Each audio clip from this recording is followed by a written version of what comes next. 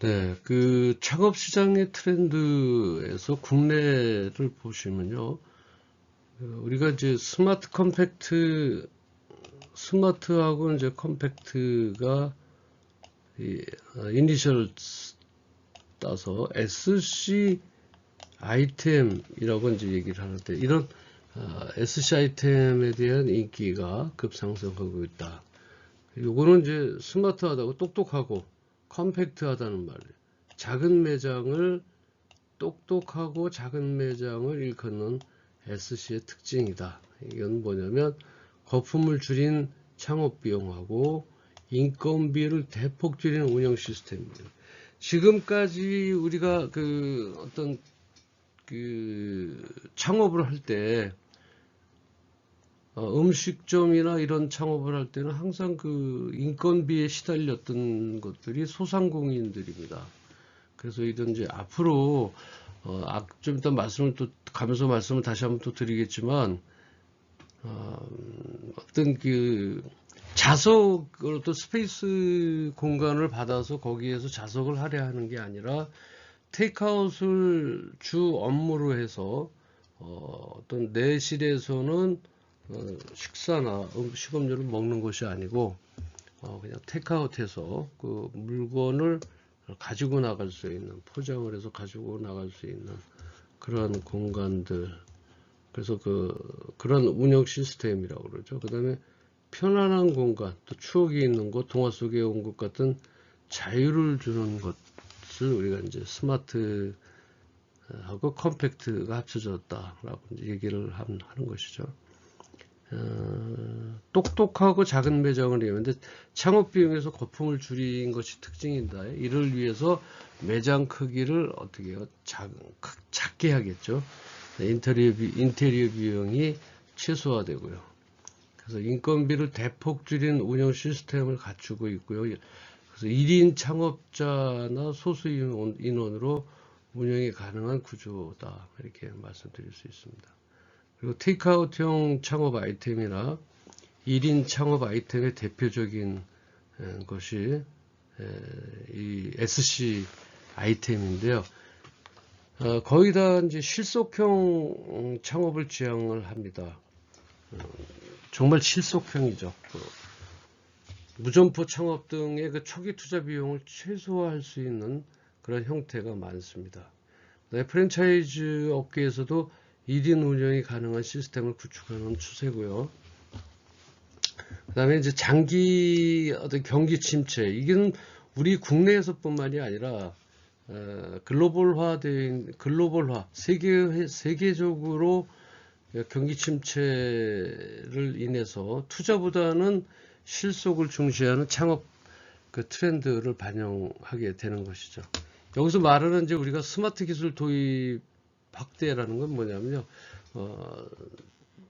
음식을 계산한다든지 또 주문할 때 하는 그 전자판, 키오스크, 테이블 오더, 테이블 자체에서 이제 바로 주문하고 결제 시스템까지 가능한 서빙하는 로봇들이 나타났죠.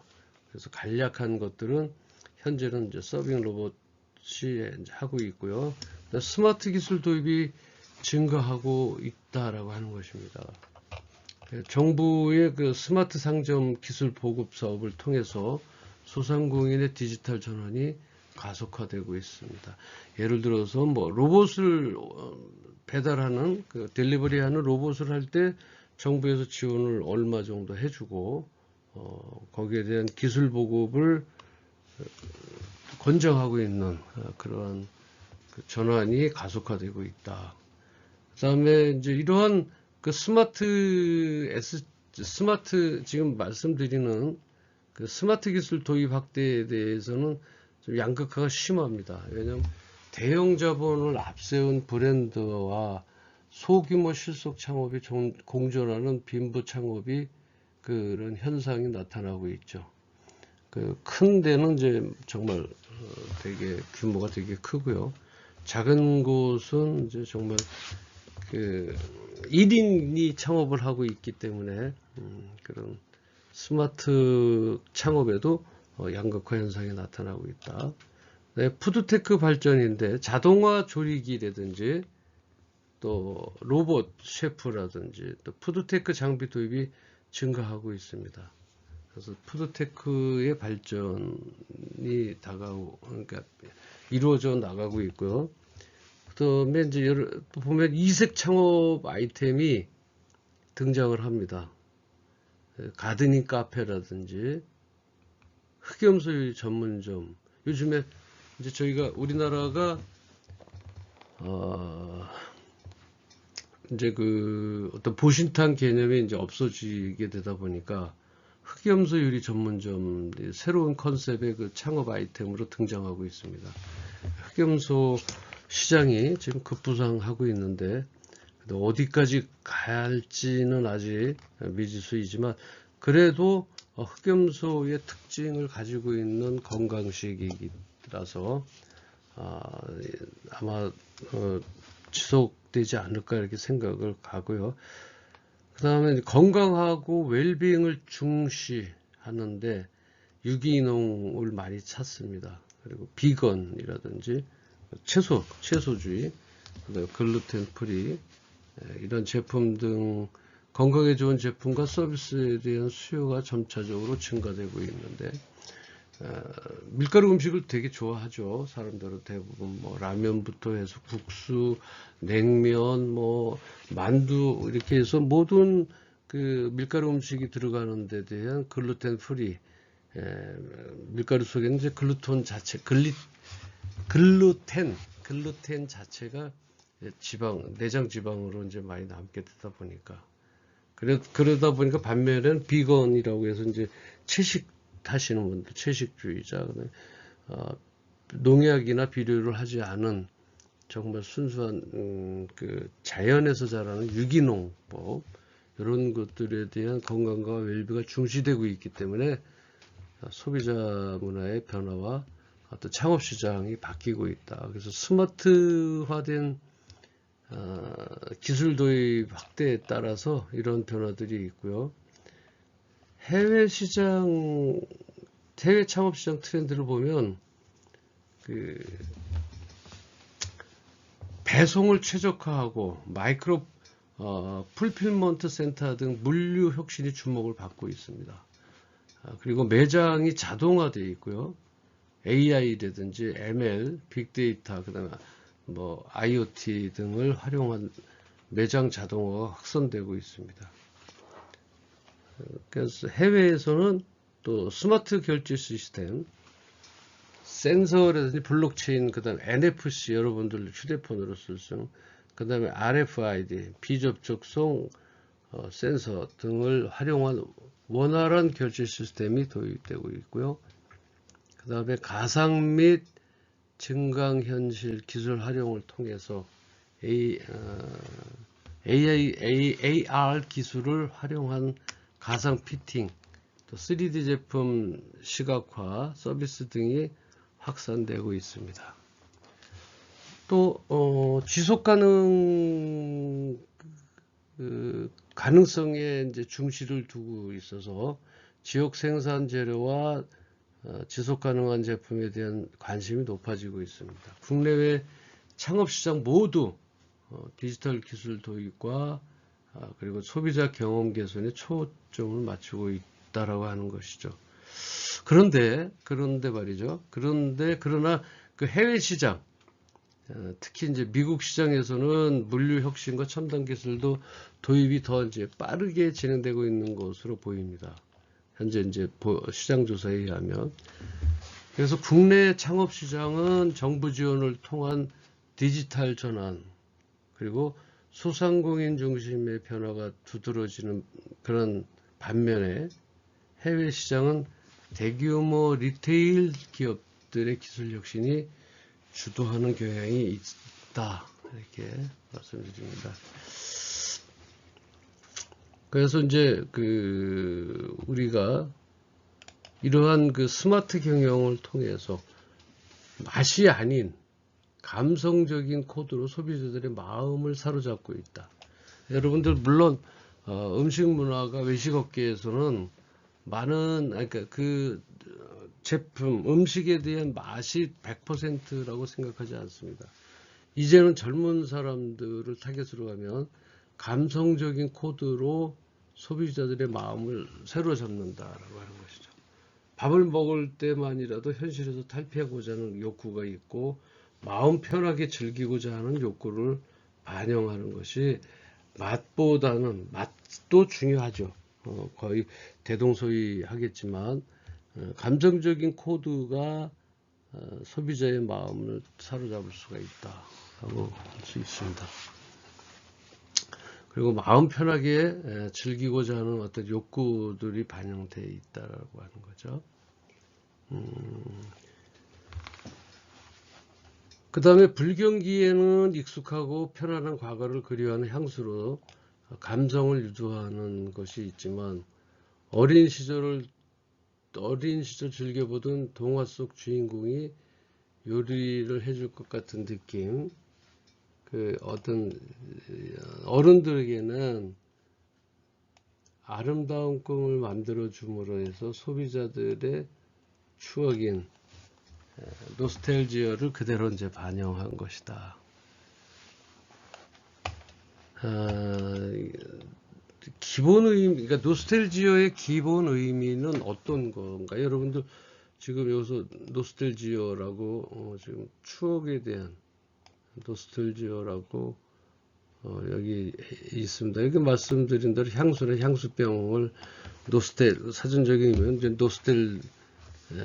노스텔지어 라고 얘기합니다. 기본적인 의미는 노스텔지어는 과거에 대한 그리움을 나타내는 감정입니다. 이제 우리 중장년층에서 또는 시니어, 요즘에 이제 시니어를 이제 액티브 시니어라고 얘기를 합니다. 이런 액티브 시니어들의 노스텔지니어라고 하는 것은 아까 말씀드렸던 로망입니다. 바깥 시골에 가서 산과 바다가 또는 시냇가가 앞에서 흐르는 그러한 로망, 그 노스텔지어. 이게 이제 감정 중에 하나인데요. 과거에 대한 그리움을 나타내는 감정이에요. 이거하고 말이 조금 다를 수는 있겠지만 치매 환자들이 이제 조금에 했던 그런 행동이나 말들을 자꾸 까먹고요. 과거에 자기가 정말 좋았고 힐링됐었고 마음적으로 편했던 그 과거 시대를 이제 기억하게 되다 보니까 이제 이 노스텔지어라고 하는 그 의미 이런 것들이 많이 부상을 했다 이렇게 말씀을 드리고요. 노스텔지어의 어원과 역사가 있습니다. 한번 살펴보도록 기억 나왔으니까 노스텔지어라고 나왔으니까 이제 이 노스토스라고 하는 이제 그리스어 노스토스라고 하는데 집으로 돌아가다라고 하는 게 이제 그리스어로 노스토스고 마음속의 고통 이런 것들은 이제 알고스라고 합니다. 알고스. 그래서 요 알고스하고 노스토스가 합성어가 돼서 노스탈지아로 이제 바뀌었습니다. 그래서 이제 하나의 단어가 됐고요. 17세기경에 그 스위스 의사가 만든 용어로서 원래는 고향을 그리워하는 병적인 상태를 설명하기 위한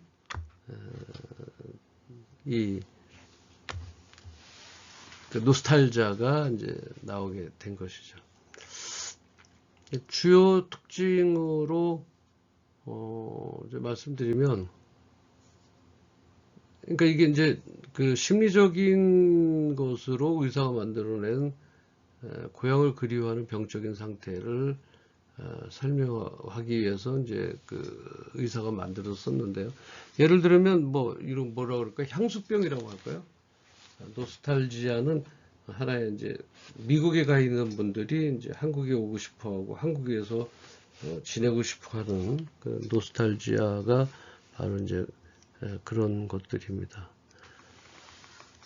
그 노스탈지아의 주요 특징으로서는 이제 과거에 대한 그리움이죠. 지나간 시간과 경험을 그리워하는 감정들. 우리 나이 또래는 다 그렇게 이제 느끼실 수 있죠.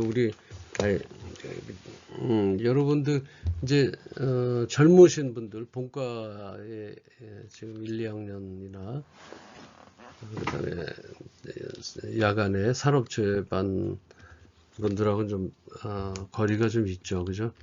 그랬을 때 20, 30대가 생각하지 뭐 아마 30대도 그런 분들이 있지 않나 이렇게 생각합니다. 고향에 대한 그리움이라든지 타향에서 고향을 그리워하는 감정을 포함해서 긍정적인 감정, 그다음에 노스탈지아는 대체로 긍정적인 감정으로 인식을 한다.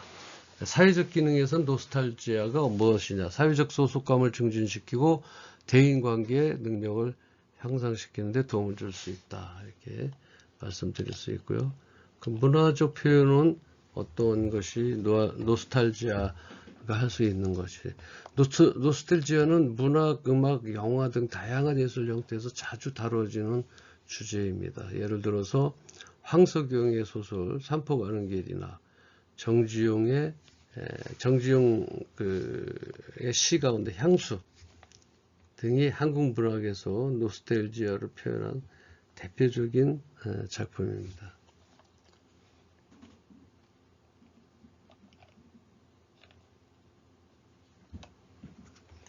노스탈지아의 이제 문화적 표현까지 한번 보면요. 노스탈지아는 문학, 음악, 영화 등 다양한 예술 형태에서 자주 다뤄지는 주제입니다. 예를 들어서 황석영의 소설 산포 가는 길이나 정지용의 향수 등이 한국 문학에서 노스탈지아를 대표하는 대표 작품들입니다. 그래서 이제 이 노스탈지아는 인간의 보편적인 감정 중의 하나로서 개인의 정서적인 경험뿐만 아니라 사회적 결속력을 강화하는 데 중요한 역할을 한다. 그래서 조금 이제 요거하고는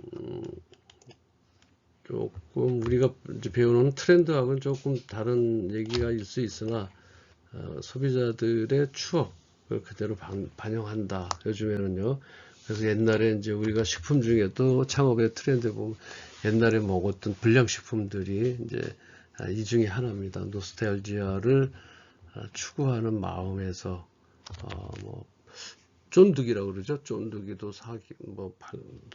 팔기도 하고 달고나라고 해서 그 이제 별사탕 어디죠? 오징어에서 나왔던 그 별사탕 뜨기 이런 것들이 이제 어떤 불경기 속에서 익숙하다가 편안한 과거를 그리워하는 거죠. 그래서 이제 여러분들 이러한 기초적인 것들 가운데에서 소비 문화의 변화와 창업 시장의 트렌드가 바뀐다는 얘기입니다. 경기가 좋았다면 아마 이런 것이 감성을 유도하는 그러한 노스탈지아에 관련된 제품이나 아이템은 형성되지 못했을 거다 이렇게 생각을 합니다. 그래서 이러한 것들을 여러분들이 잘 이해를 좀 하시고요.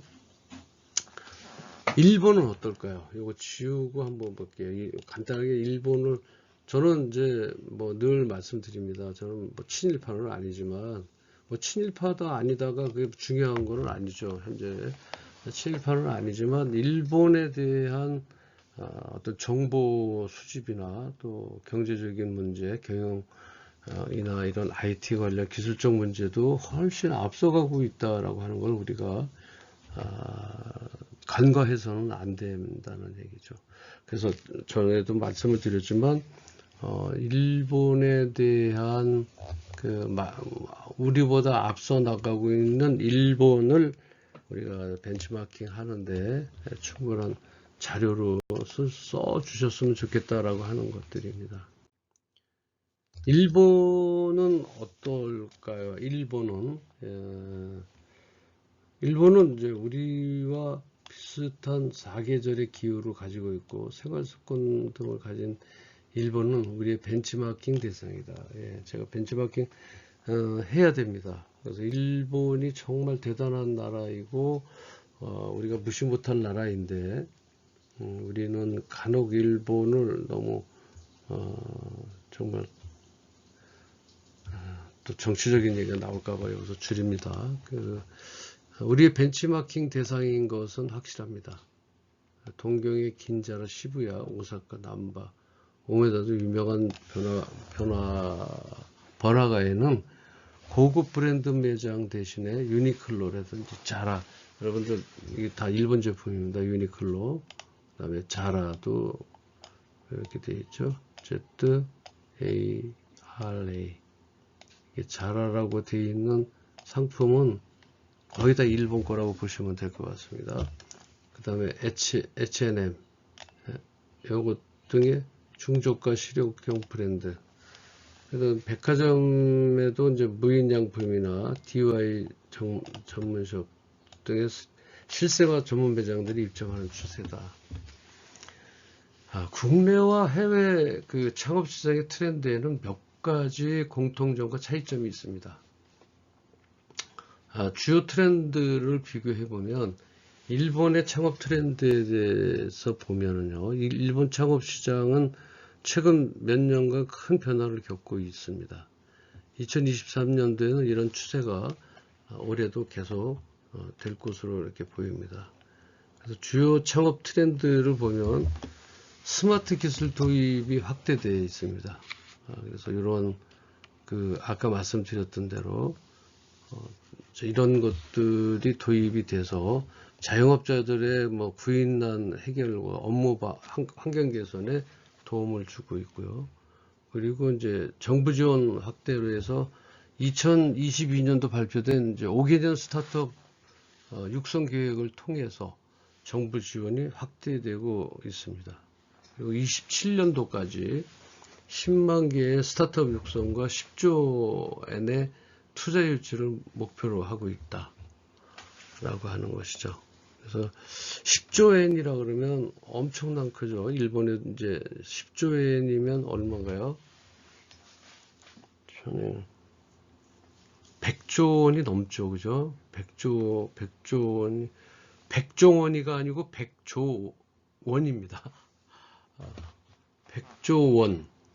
100조 원이면 한 지금 10이니까요. 한 123조 그 정도 될 것 같으네요. 그 다음에 글로벌 시장 진출이 이제 증가하고 있고, 약 20%의 일본 스타트업이 국제 진출을 목표로 설립되고 있습니다. 그리고 이제 글로벌 시장을 겨냥한 창업이 늘어나고 있는 추세고요.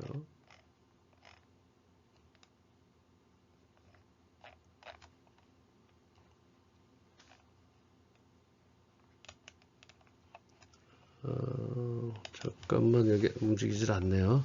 잠깐만 보겠습니다. 네.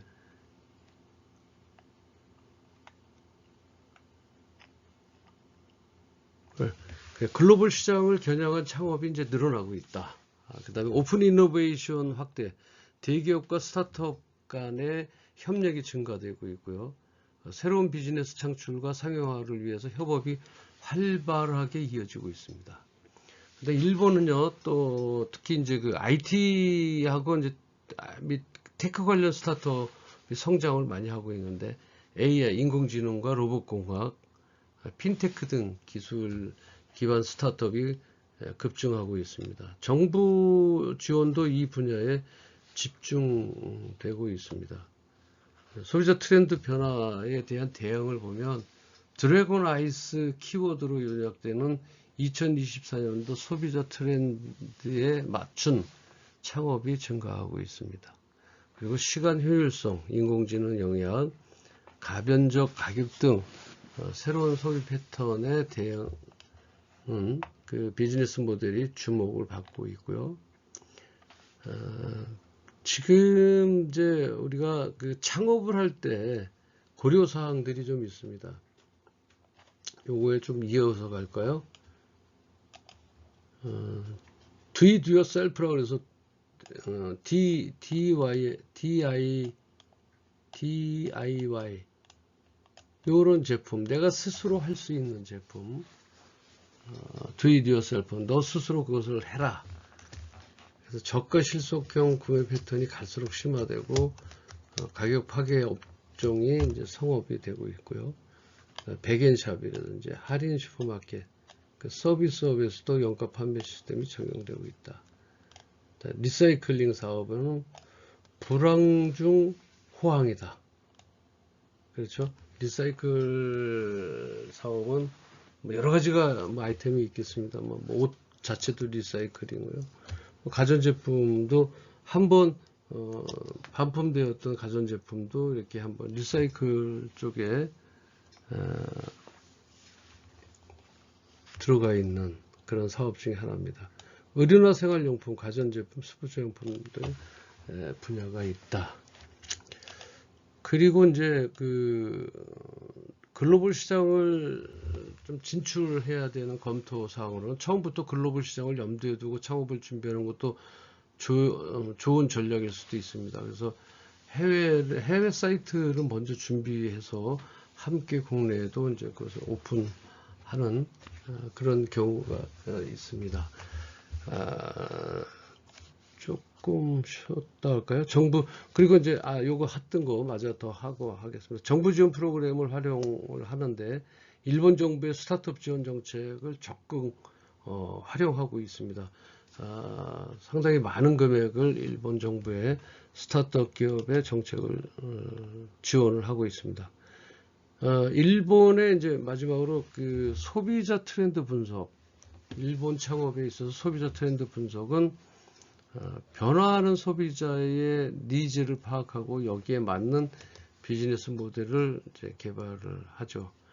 일본의 창업 시장은 빠르게 변화하고 있고요. 현재 기회가 계속해서 생겨나고 있습니다. 이런 트렌드를 잘 파악하고 준비한다면 성공적인 창업의 기회를 잡을 수 있지 않나 이렇게 생각을 하고요. 여기까지 이제 일본 분의 창업과 어떤 창업 시장의 트렌드고요. 다음은 지우고 들어가겠습니다.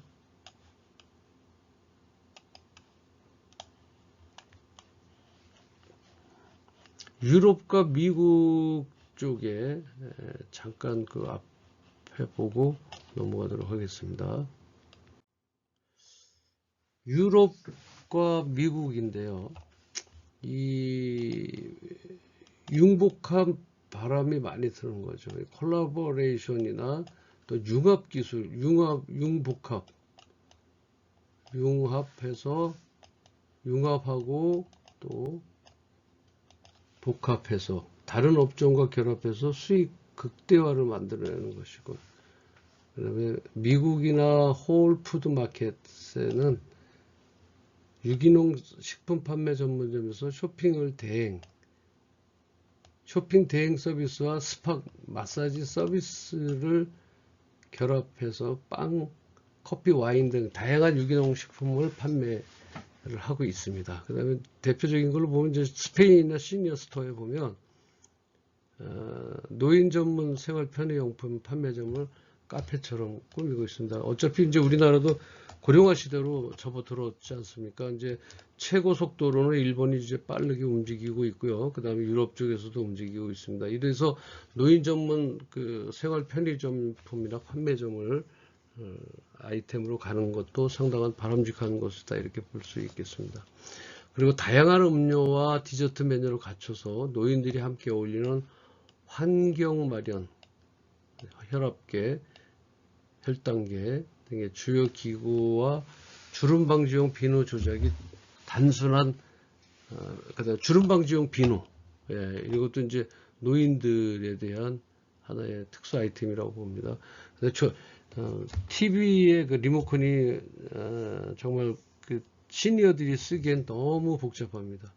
조작이 가능한 TV 리모컨 등 노인들을 위한 생활용품 및 레저용품, 이런 것들을 마련을 해야 되고요. 마사지 및 컴퓨터실도 이제 그 편의성을 높여가야 된다 이렇게 얘기를 합니다. 자, 다음 시간에는 이제 창업가의 정의에 대해서 간략히 또 설명을 드리도록 하겠습니다. 수고하셨습니다.